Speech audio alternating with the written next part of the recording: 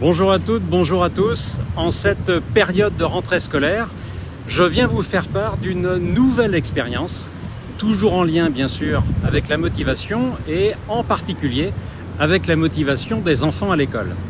Et je viens de rencontrer ici à Montréal 4 jeunes Français installés au Québec.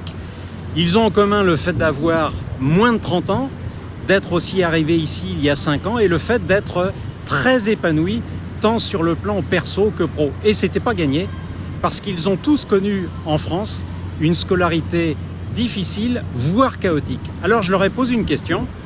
En cette période de rentrée scolaire tellement importante pour les jeunes bien sûr, les parents et les enseignants, eh bien quels conseils constructifs ils aimeraient donner à leurs anciens profs, aux parents aussi, aux parents d'élèves, pour que cette expérience profite aux jeunes élèves qui les ont remplacés sur les bancs du collège ou du lycée.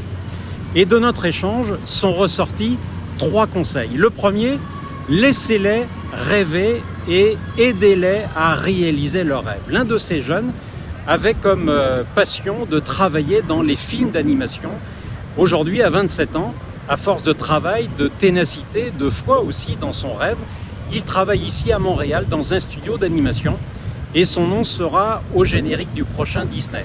Et pourtant, ajoute ce jeune, et pourtant à l'école, en France, combien de fois il a entendu cette phrase, vous savez, la pub Renault dans les années 80-90. Ça ne marchera jamais. Deuxième conseil de ces jeunes Français à l'attention de leurs anciens profs pour les jeunes élèves, accordez-leur le droit à l'erreur. Attention, je ne veux aucune faute. Ça vous rappelle quelque chose, j'imagine. Eh bien, ne pas donner le droit à l'erreur, c'est anesthésier la créativité, c'est ajouter du stress, étouffer l'esprit d'initiative dont ils auront tellement besoin dans leur vie d'adulte. Même les journalistes sportifs s'y mettent aussi, lorsqu'un club en rencontre un autre. Vous savez cette expression, ce soir, ils n'ont pas le droit à l'erreur s'ils veulent se qualifier. Et puis, troisième conseil, aidez-les à apprendre de leurs erreurs. Alors, donner une note, corriger une erreur, ça ne suffit pas. Encore faut-il que l'élève ait compris son erreur pour ne pas la renouveler et qu'il soit aussi en posture d'écoute, d'humilité. Ce dernier point est une véritable compétence comportementale à développer. Voilà, j'espère vous avoir apporté de la valeur avec cette vidéo et je vous souhaite une excellente rentrée.